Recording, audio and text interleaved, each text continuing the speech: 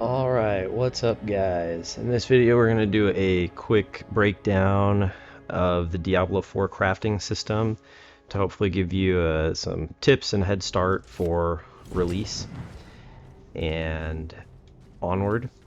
So let's take a look at a few of the systems here. We'll cover briefly what you can and can't do and just some tips to give you a bit of a head start. So if you enjoy this kind of content, if you like ARPGs, please consider hitting that subscribe button. I'm getting close to 1,000 subs. I'd greatly appreciate it. With that out of the way, let's go back to the D4 crafting system. So just to kind of briefly hit on the basics, and then we'll look at a few more specific details. The way that it works in Diablo 4 is upon completing dungeons, you gain what's called an aspect, and you can then craft this. It's kind of like a legendary power onto a rare item, and it will imbue that item with that legendary power. It doesn't appear to change any stats or anything else of that gear, but it does give it a pretty strong passive effect. And you can kind of pick and choose. Some are class specific, some are not, and then also some can only go on certain pieces of gear. And I also found some where they could also be put onto an amulet, but the effect was altered slightly. For example, one that gives you a shield when you're damaged by an elite enemy.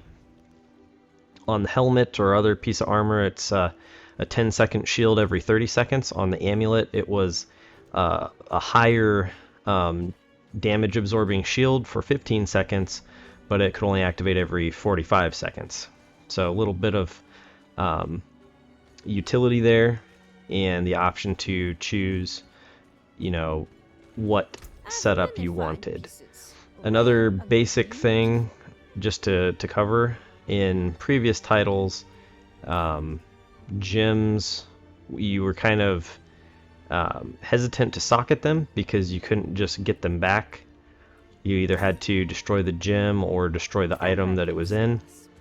Unless they change something between now and release, the Diablo 4 system is much more forgiving. You can freely socket and unsocket gems. It just costs gold. Gold seems to be the main driver for your crafting, so it always feels like you want a little bit more gold to do a little bit more crafting in this game. I think the currency is done very well. It feels valuable, and it feels very useful. You want it. So here's some of the codex of power with the aspects I was talking about. And another thing you can do with this: as you break down gear, you get crafting materials. I don't know yet what is the most efficient way to do it. If it's more efficient to sell certain tier of items and break down other ones for crafting materials.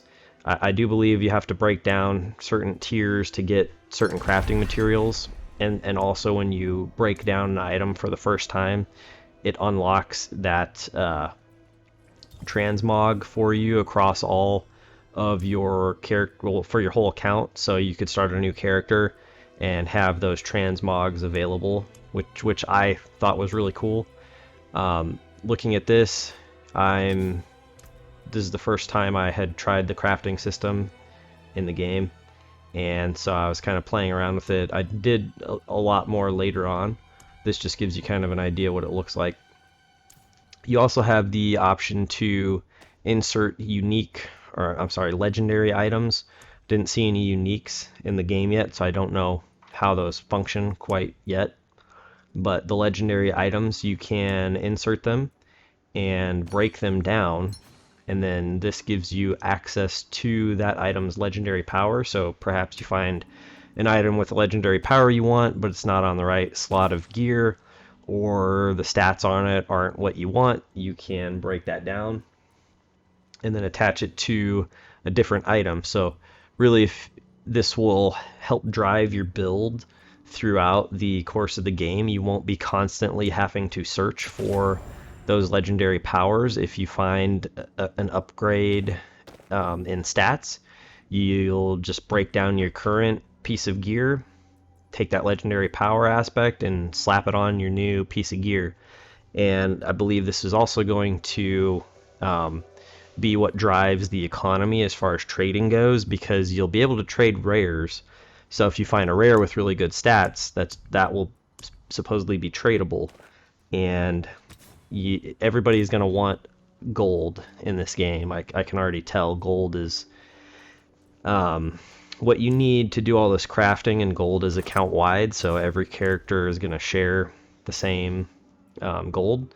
So you can see here how it works, where you put on either the Codex of Power or the aspect from your inventory tab. If you look at the tab on the right, far right of the inventory, when you break down a legendary item, that's where the aspect goes to. And so you see there I crafted a new piece of gear. You also have the option to upgrade each item 4 times. As far as I can tell, that's the max, and it just increases the stats. It's a noticeable increase in stats, like either a half or a percent. So let's say an item gives you a 5% crit rate, an upgrade is going to make it, 5.5 or 6%, and so you upgrade that 4 times, you're getting an extra 2 to 4% crit rate. Plus it boosts all the other stats. One thing I didn't test, which I'd be very curious to see, is items that give plus to skills, if upgrading it perhaps gives you an additional skill point, because that would be very significant. So this is a great way, as you're playing the game, to do all those dungeons, to unlock those aspects as you go. It'll just open up future builds for characters.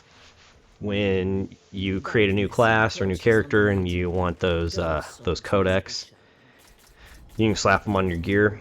The gems, typical, every 3 upgrades to the next tier, and like I said, you can freely socket those in and unsocket them, and it does not destroy the gem or your gear. So I would highly recommend you making use of the gems on any piece of gear that you're going to use for a few levels, because it's not that expensive to unsocket the gems.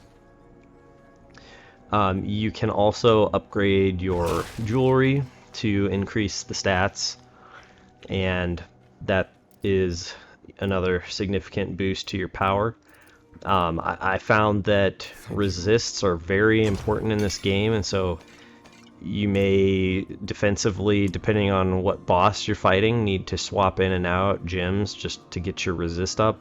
When I downed a Shava, I did quite a bit of crafting, and I put in I was dying the first time I fought the world boss.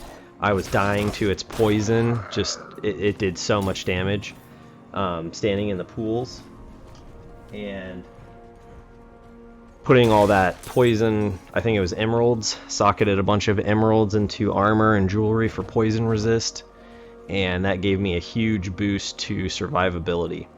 You can add sockets to gear in this game. I'm not sure what the limit is, but the crafting item for that seems to be like it's gonna be very rare to come by. Only in this did Shava drop that, so you really can only get a couple in this playthrough.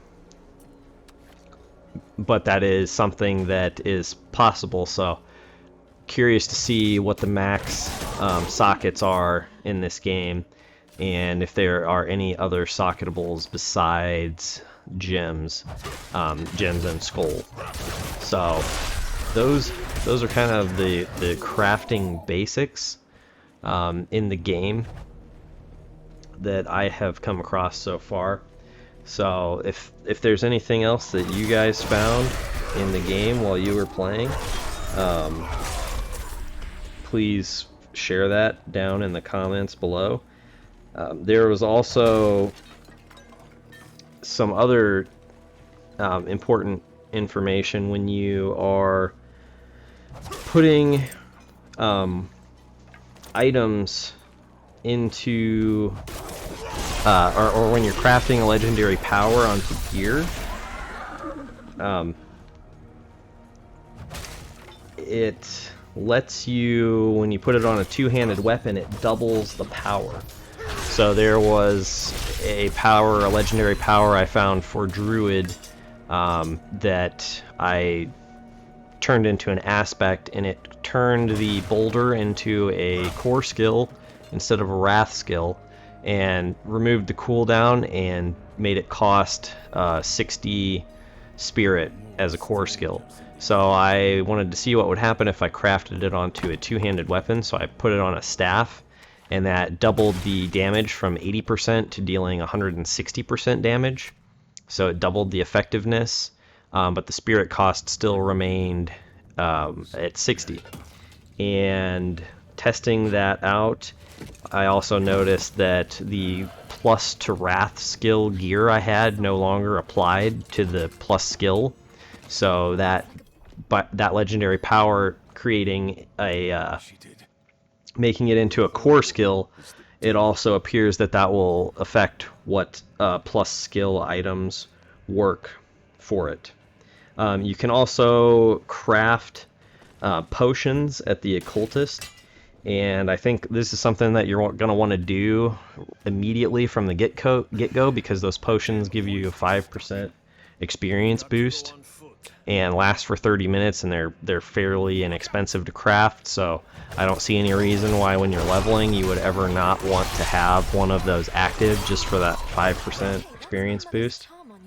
Also, you can at the alchemist upgrade your potions every, it seemed like 5 to 10 levels. You can upgrade it to the next tier.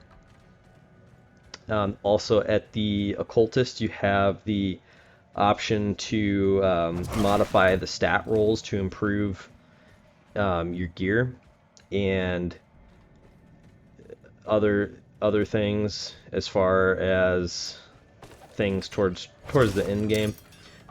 Throughout the game you're going to see a lot of little gathering nodes, and whether it is ore for crafting armor and weapons or a little bush to gather stuff for crafting potions, it's instant, and I would not pass any of those up, because you're gonna want all of that later on as far as crafting.